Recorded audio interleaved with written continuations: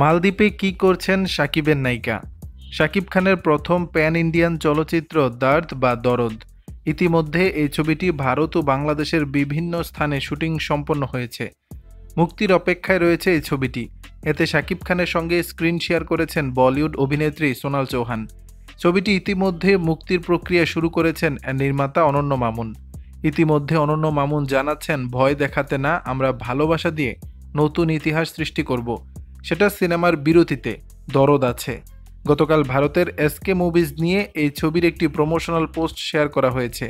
সেখানে বলা হচ্ছে, থামবে ঝড়, আসবে বৃষ্টি, দরদই হবে নতুন ইতিহাসের সৃষ্টি।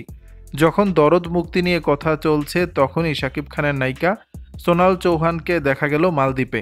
সেখানে একের পর এক ছবি পোস্ট করে নতুন মুহূর্তের হালনাগাদ দিচ্ছেন। তবে তিনি এখন মালদ্বীপে আছেন কিনা তা স্পষ্ট নয়, কেননা এক পোস্টে লিখেছেন, আমি মেন্টালি এখানে। তাহলে কি তিনি মালদ্বীপে না থেকেও এই ছবি পোস্ট করছেন? তবে চলতি মাসের 2 তারিখেও তার আরেকটি পোস্ট দেখা গেছে মালদ্বীপের।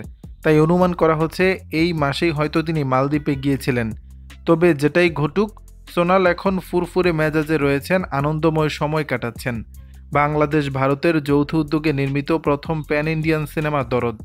গত নভেম্বর মাসে ভারতের বেনারসে দরদ সিনেমার প্রথম লটে শুটিং শেষ করে ঢাকায় ফিরেছেন অভিনেতা শাকিব খান সহ বাংলাদেশি তারকারা।